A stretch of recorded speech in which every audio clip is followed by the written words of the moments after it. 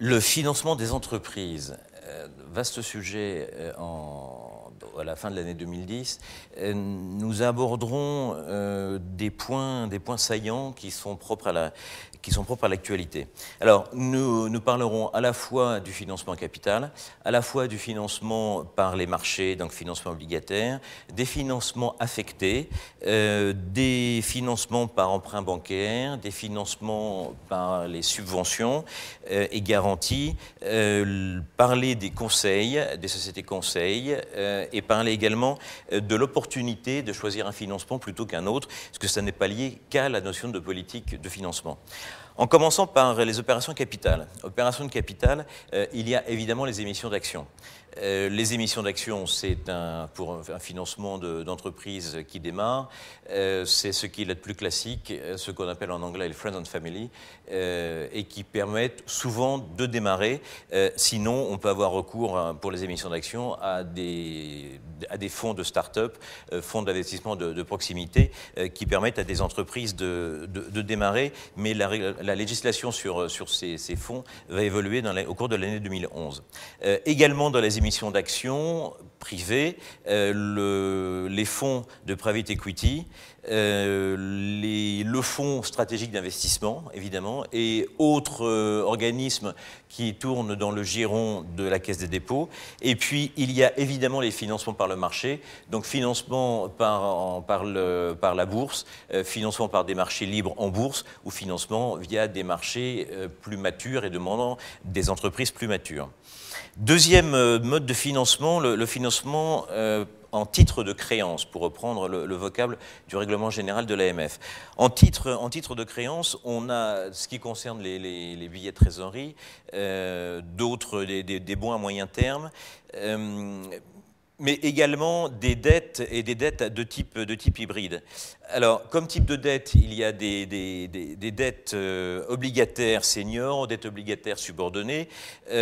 En termes de dette hybride, pourquoi on appelle ça de la dette hybride? C'est parce qu'il y a une possibilité que le statut de cet instrument passe de celui de titre de créance négociable à celui de titre en capital, ou donne accès à une opération en capital.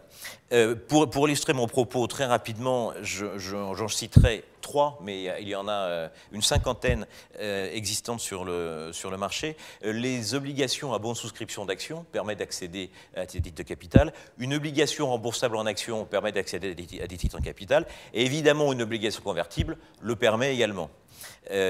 Pour les obligations convertibles, ça peut être converti au gré de l'émetteur, mais également au gré du souscripteur, ce qui peut modifier le comportement de l'émetteur. En ce qui concerne les financements affectés, on en citera quelques-uns. Ce sont ceux qui sont affectés à des investissements bien déterminés. Donc, des partenariats publics-privés. Ça peut être pour de la recherche, donc de crédit impôt recherche. Ça peut être, dans le cas du FSI par exemple, des fonds propres sans droit de vote et toutes opérations de financement de projet. Également les financements bancaires, comme des emprunts bancaires classiques, des emprunts bancaires garantis, l'escompte, la facturage, le leasing, la ligne de crédit confirmée, la ligne de crédit non confirmée. Également comme source les subventions et garanties, donc les subventions de la BEI, la Banque européenne d'investissement, des subventions d'OSEO qui sont bien connues, quelques soutiens et garanties d'assurance, d'assureurs crédits, que ce soit la COFAS, que ce soit Tradius ou d'autres, le recours au médiateur du crédit qui peut aider à débloquer des financements auprès de l'État ou auprès de certaines banques. Et puis nous citerons aussi comme organisme de conseil les organismes consulaires comme le MEDEF, la CGPME, l'Association des trésoriers d'entreprise, l'Association des directeurs financiers et des directions départementales du travail ou des finances.